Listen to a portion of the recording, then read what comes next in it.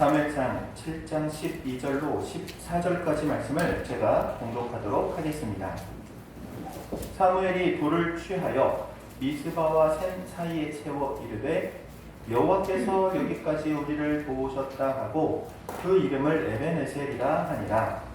이에 블레셋 사람들이 굴복하여 다시는 이스라엘 지역 안에 들어오지 못하였으며 여호와의 손이 사무엘이 사는 날 동안에 블레셋 사람을 막으심에 블레셋 사람들이 이스라엘에게서 빼앗았던 성읍이 에그론부터 가드까지 이스라엘에게 회복되니 이스라엘이 그 사방 지역을 블레셋 사람들의 손에서 도로 찾았고 또 이스라엘과 아모리 사람 사이에 평화가 있었더라. 아멘. 이것은 우리 주님의 말씀입니다. 우리는 인생살이는 굴곡이 있습니다. 올라가기도 하는가 하면 내려가기도 하고 내려가는가 하면 또 어느샌가 올라가기도 하죠. 과거에 서울에서 사역할 때 함께 있었던 부목사님 이야기입니다. 이 부목사님이 저는 처음에 조울증인 줄 알았어요. 기분이 좋다가 어느 순간 인상 확 풀리고 기분이 확 급다운돼. 그리고 또 조금 잠깐 있으면 또 기분이 확 좋아져가지고 헬렐레. 그래가지고 처음에는 저거 병원 가야 되는 거 아닌가? 막 그랬어요. 심각하게 생각을 했어요. 근데 목사님이 이유가 다 있더라고요. 이유가 하루에 수십 번씩 기분이 좋았다 나빴다 좋았다 나빴다 하는데 이분이 주식을 하는 거야. 주식이 올라가면 할렐루야 했다가 주식이 내려오면 주야 하는 거야. 하루에도 수십 번.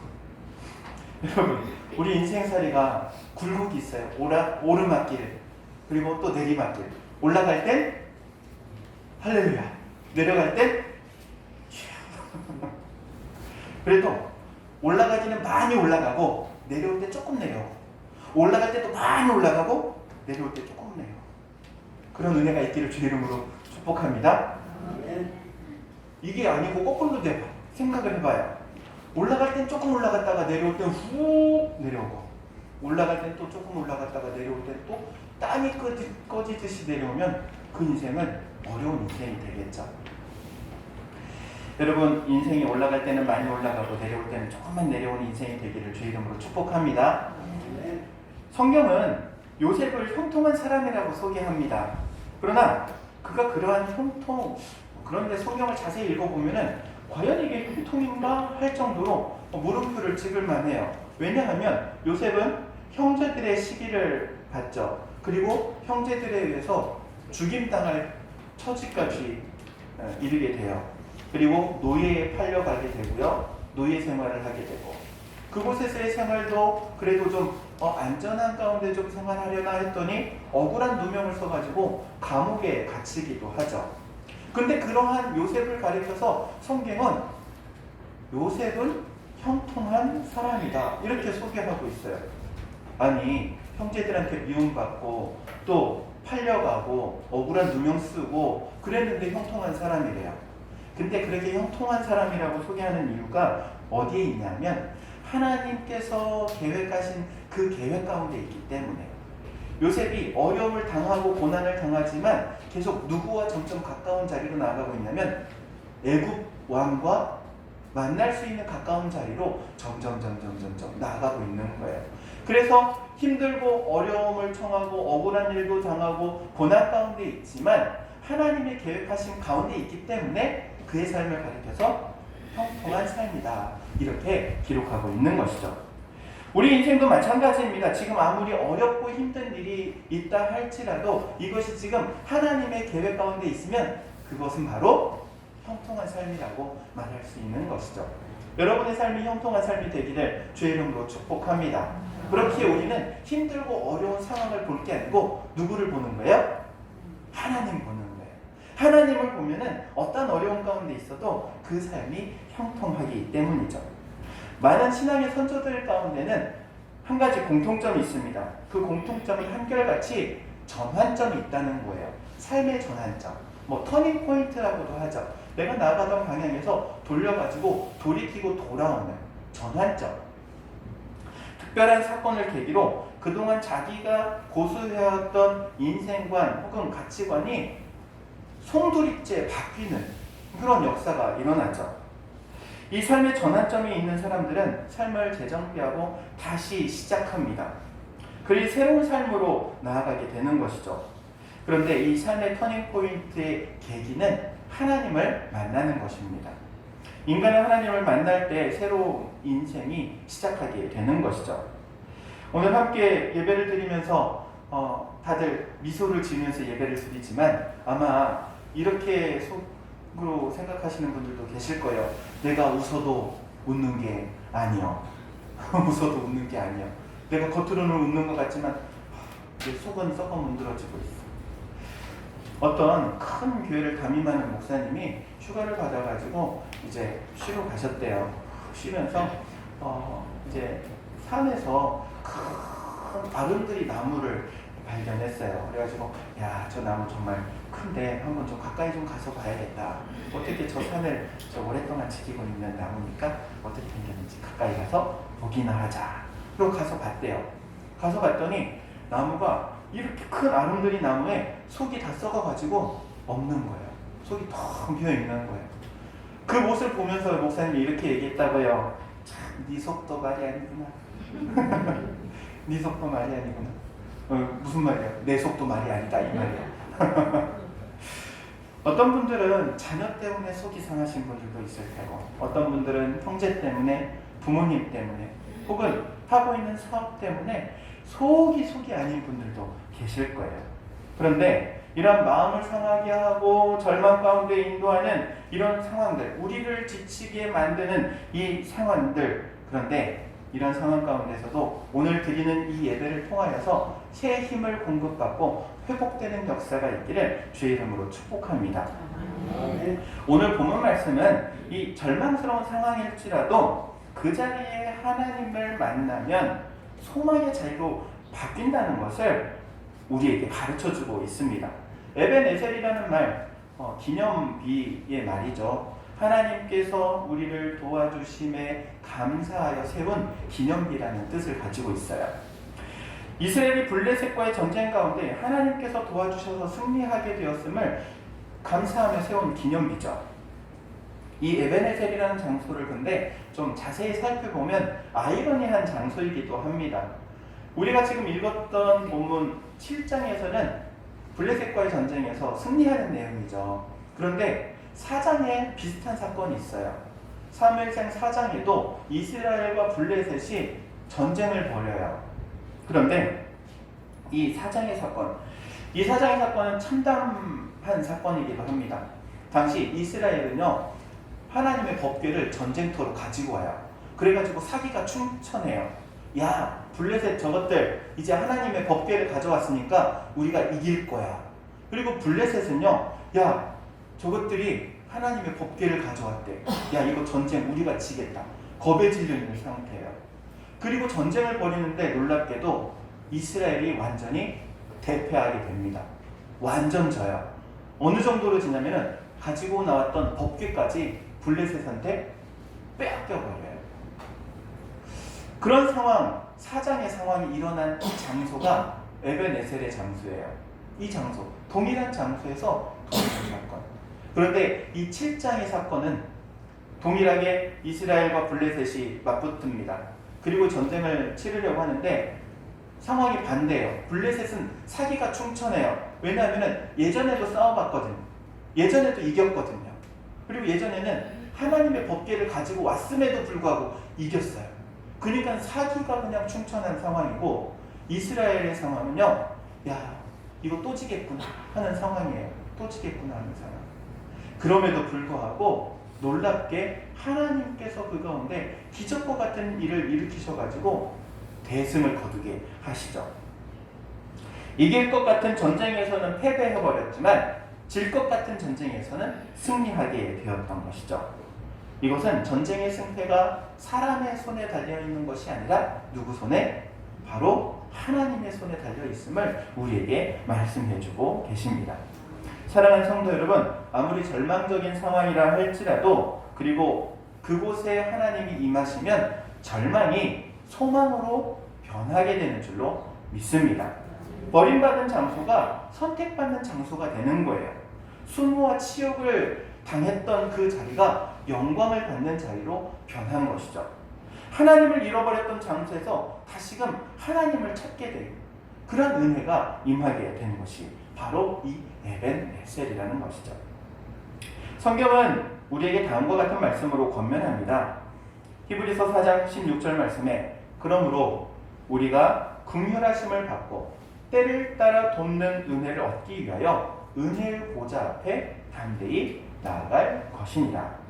세상에는 그 누구도 나를 도와줄 사람이 없지만 그러나 하나님이 도와주신다는 사실을 기억하시기 바랍니다. 상황을 보고 사람을 보면요 사방이 막힌 것 같은 답답함이 있어요. 그런데 우리말 속담도 있죠. 하늘이 무너져도 솟아날 구멍은 있다. 여러분 솟아날 구멍이 어디 있습니까? 사방에 있는 게 아니에요. 어디 있어요? 하늘에 있어요. 하늘을 바라보면 솟아날 구멍이 생기는 거예요. 위를 바라볼 때 하나님의 도우심을 경험하게 되는 겁니다. 그렇게 사방이 막혀있다. 어디를 바라봐야 된다? 하늘을 바라보시기 바랍니다. 하나님을 바라보시기 바랍니다. 그렇다면 이렇게 하나님을 바라보았을 때 하나님께서 도와주시는데 하나님의 도움은 어떤 도움이냐 이 말씀을 함께 나누고자 해요. 13절과 14절 말씀인데 제가 다시 한번 읽어보도록 하겠습니다. 13절과 14절 이에 블레셋 사람이 굴복하여 다시는 이스라엘 경내에 들어오지 못하였으며 여호와의 손이 사무엘에 사는 날 동안에 블레셋 사람을 막으심에 블레셋 사람이 이스라엘에게서 빼앗겼던 성읍이 에그론부터 가드까지 이스라엘에게 회복되니 이스라엘이 그 사방 지경을 블레셋 사람의 손에서 도로 찾았고 또 이스라엘과 아모리 사람 사이에 평화가 있었더라. 이게 하나님의 도우심에 의한 결과가 13절과 14절 말씀이에요. 본문은 우리에게 세 가지를 말씀하고 계시죠. 첫 번째는 하나님의 보호하심입니다. 13절 하반절에 이렇게 말씀하시죠. 여호와의 손이 사무엘을 사는 날 동안에 블레셋 사람을 막으시네. 블레셋 사람을 막고 계시는 거예요. 이스라엘을 호시탐탐 노리는 이 블레셋을 하나님께서 막아주고 계십니다. 외부의 모든 위협으로부터 이스라엘 백성들을 보호해주고 계시는 것이죠.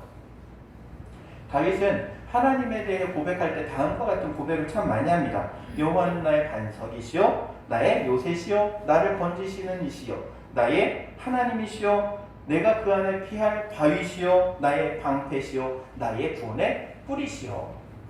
이러한 고백 가운데 자세히 살펴보면 하나님의 나를 보호해 주시는 분이구나 라는 고백을 하고 있는 것을 발견하게 됩니다. 수많은 위기의 상황 가운데 하나님의 보호하심을 경험했던 이 다윗의 고백, 이 고백이 오늘을 살아가는 우리의 고백이 될 줄로 믿습니다. 한 집사님 이야기입니다. 현장 소장으로 상당히 오랫동안 일하셨던 분인데 옛날 이야기를 하시는데 그런 얘기를 하시더라고요. 당시에 이제 현장 소장이기 때문에 그 현장에서 일하는 인부들을 그 인력소에서 데려다가 일을 시키는데 당시에는 뭐 안전장비 착용하고 이런 게 별로 없었대요. 뭐 안전모를 착용하거나 안전 신발을 신거나 뭐 이러지 않고 그냥 되는 대로 다. 근데 유독 한 날 이상하게 안전모자가 눈에 계속 밟히더래요. 안전모자가. 그래가지고 안전모자를 저걸 쓸까 말까 하다가 쓰면서 이제 일하는 인부들에게도 오늘은 일할 때 안전모자를 다 쓰세요. 그랬더니 이 일하는 사람들이 다 싫어해요. 왜 싫어하냐면은 더우니까. 더운데 이 모자 쓰면 덥고 갑갑하고 막 땀도 더 나고 그러니까는 싫어하더래요. 그래도 쓰세요. 오늘은 다 안전모자 쓰고 일합니다. 다 이렇게 안전모자를 쓰고 이제 일을 하게 되었대요. 그날 오후에 이제 또 현장 소장이니까 본인이 직접 일을 하는 건 아니고 감독이잖아요. 이렇게 보다가 정신을 잃었대요. 딱 깨보니까는 병원에서 깨어난 거예요. 병원에서. 그래서 도대체 무슨 일이 있었나 봤더니 그날 위에서 작업하던 인부가 이 망치 하나를 하다가 떨어뜨린 거예요. 떨어진 게 어디를 때렸냐면은 안전모자 위를 때린 거예요. 저 3층에서 일하는데 떨어져가지고 이 충격 때문에 이 현장 소장 집사님은 기절하고 안전모자는 조금 깨지고, 근데 머리가 깨졌을까 안 깨졌을까요? 안 깨졌지. 안전모자가 대신. 그러면서 그 얘기를 하더라고. 야, 하나님께서 그날 그렇게 안전모자 쓰게 하셔가지고 살려주셨다.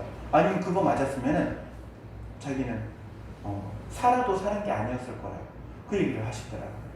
그러면 하나님께서 지켜 보호해 주신 줄로 믿습니다. 눈에 밟히는 게 있으면 그냥 지나갈 게 아니에요. 저거를 하나님께서 나에게 보여주신 이유가 있는 거예요. 하나님께서는 하나님 백성들을, 자녀들을 정말 눈동자와 같이 지켜 보호하신다고 말씀하고 계시죠.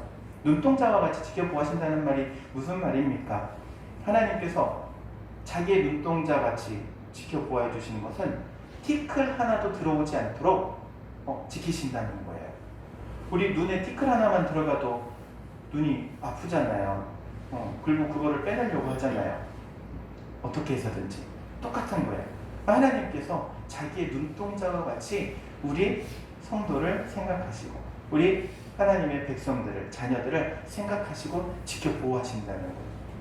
할렐루야. 이게 은혜인 줄로 믿습니다.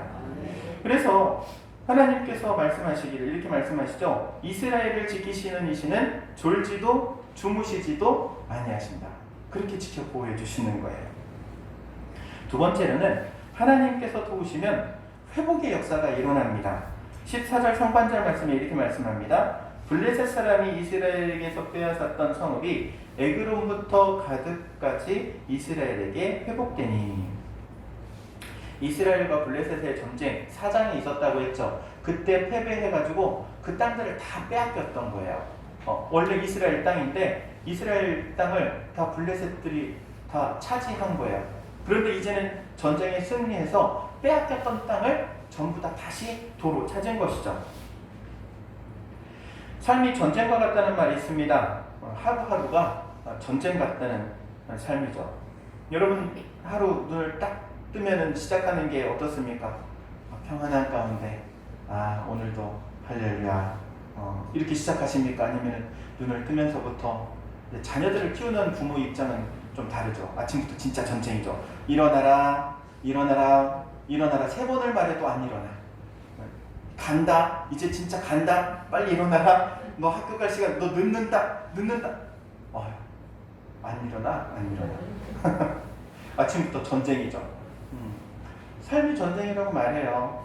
그런데 이 전쟁 같은 삶을 치르는 우리의 하루하루의 삶의 결과가 중요해요. 결과가. 이스라엘과 블레셋의 전쟁을 통하여서 뭐가 됐어요? 회복된 거예요. 빼앗겼던 것들을 다 다시 찾은 거예요. 우리도 하루하루를 전쟁 같은 삶을 살지라도 그 하루하루를 통하여서 우리의 삶의 지경이 넓어지고 우리의 삶의 회복의 역사가 일어나고. 아멘을 안 하네? 우리의 지경이 넓어지고 회복의 역사가 일어나고 그렇게 될 줄로 믿습니다. 회복이라는 말, 예전 상태, 예전에 건강했던 상태로 돌아가는 것을 의미해요. 우리가 흔히 하는 말 중에 하나 이런 말이 있어요. 그때가 좋았지. 그때가 좋았지. 어르신 집사님과 권사님 이야기예요. 권사님하고 이렇게 얘기를 하다 보니까는 결혼을 어떻게 하셨어요? 그러니까는 연애 결혼을 하셨대요. 아니요. 그 나이가 연애 결혼할 나이가 아니실 텐데요. 그러니까 그때는 그 부모님 몰래 연애 해가지고 연애 결혼했대요. 한 동네 살았는데 연애 결혼했대요. 그래가지고 그럼 그때가 어떻게 좋았어요? 그러니까 그때 엄청 좋았지, 엄청 좋았지. 그때로 돌아가면은 좋으실 것 같아요. 그러니까는 안 돼. 그때로 돌아가면 안 돼 그러더라고. 그래서 왜 그때로 돌아가면 안 돼요? 심장이 못 버텨. 너무 두근거려서 심장이 못 버틴대. 옛날처럼 그렇게 심장이 쿵쾅쿵쾅 뛰면은 나이 드신 분들은 심장 마비래요. 그러니까 지금이 좋은 거야. 그때가 좋았지가 아니고 언제가 좋다? 지금이 좋은 거야. 그때 같았으면은 여기 못 버티실 분들 많아. 안 돼.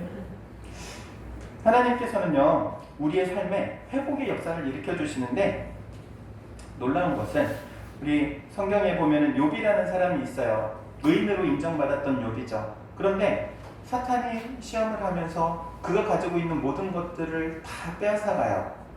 자녀들, 재산, 건강까지도 전부 다 뺏어가죠. 그럼에도 불구하고 욥은 하나님을 끝까지 붙듭니다. 그 하나님을 끝까지 붙드는 것으로 하나님께서 이제 다시 욥에게 회복시켜 주시죠. 잃었던 건강도 찾고요, 잃었던 재산도 찾고요, 잃었던 자녀도 다시 찾고요. 회복의 역사가 일어나는 거예요. 여러분, 그렇기에 하나님을 붙들면 살 길이 열리는 줄로 믿습니다. 여러분의 삶에 이런 회복의 역사가 일어나기를 주님의 이름으로 축복합니다. 그리고 세 번째로, 하나님이 도우시면 평화를 누리게 되는 거예요. 14절 하반절 말씀에 이렇게 말씀합니다. 이스라엘이 그 사방 지경을 블레셋 사람의 손에서 도로 찾았고 또 이스라엘과 아모리 사람 사이에 평화가 있었더라. 하나님의 도우심으로 잃었던 땅을 회복했을 뿐만 아니라 이제 그들과 국경을 마주한 이들이 있어요. 이스라엘과 국경을 마주하고 있는 이들과 평화로운 상태가 된 거예요. 왜 평화로운 상태가 되었느냐? 그때 당시에 제일 강력한 곳이 블레셋이었는데 그 블레셋조차 이겼으니 이 나머지 민족들은 아니야 이스라엘 건들면 안 돼, 이렇게 된 거예요. 그래서 전쟁이 그치고 평화로운 상태가 되었던 것이죠. 오히려 이스라엘 눈치를 보게 되는 것이죠. 여러분, 사탄이 가장 싫어하는 것이 있습니다. 그게 뭔지 아십니까? 평화예요. 평화한 거를 가만히 두고 보질 못해요. 아담이 하나님과 화평한 가운데 있으니 그것을 시기하고 질투해서 그거를 관계를 깨기 위해서 유혹하는 것이죠. 여러분, 사탄의 주특기가 이간질이에요. 이간질. 그래서 이간질해서 오해하게 만들어서 불화하게 만들죠. 부모 자식 간에, 형제 집안에, 그리고 사람과 사람의 이웃관계도 오해하게 만들어서 불화하게 만드는 거예요. 믿음 좋은 한 며느리가 시어머니의 핍박을 받으면서 신앙생활을 했다고 해요. 근데 이제 이 며느리가 찬송가 항상 기도하면서 찬송가 342장 너 시험을 당해 죄짓지 말고 요 찬양을 그렇게 불렀다고 해요. 어느 날 교회 성도들이 이 가정에 방문해가지고 신방을 하다가 시어머니하고도 잠깐 얘기를 하게 되었어요. 시어머니한테 이 성도들이 얘기했다고 그래요. 아니, 어머니, 우리 며느리가 어머님을 위해서 그렇게 밤낮으로 기도하고 있고 찬송하고 있어요. 그러니까 어머님도 이제 교회 나오세요. 그러니까는 이 시어머니가 이렇게 얘기했다고 해요. 이 며느리가 왕래숭이야, 왕래숭. 기도한다기에 내가 한번 들어가서 봤더니 시어머니 이기자는 노래만 부르고 있대. 시어머니를 이기자. 그래서 무슨 찬송을 불렀는데 시어머니를 이기자 그래요. 그러니까 시어머니가 이렇게 얘기했다고 그래요. 너 시험을 당해 죄 짓지 말고 너 용기를 다해 곧 물리쳐라. 너 시험을 이겨 새 힘을 얻고. 아시는 분만 웃어. 잘못 들은 거죠. 잘못 들은 거. 시험을 이기라고 했는데 시험이를 이긴다고 잘못 들어서 오해해가지고. 여러분, 작은 오해가 불화의 싹이 되기도 합니다. 그런데 이렇게 오해하게 만드는 게 마귀 역사예요. 마귀 역사. 사단이 평화로운 꼴을 못 보는 거예요. 그러나 하나님께서 도우시면 이 불화가 사라집니다. 그 가운데 평화가 임하는 것이죠. 하나님께서 우리와 화목하기를 원하시고 예수 그리스도를 보내주신 것, 여러분 기억하시기 바랍니다. 하나님이 원하시는 것은 화평이다. 거꾸로 하면 평화라. 하나님께서 우리에게 주시는 평화, 여러분 누리는 우리 모두가 되기를 주의 이름으로 축복합니다.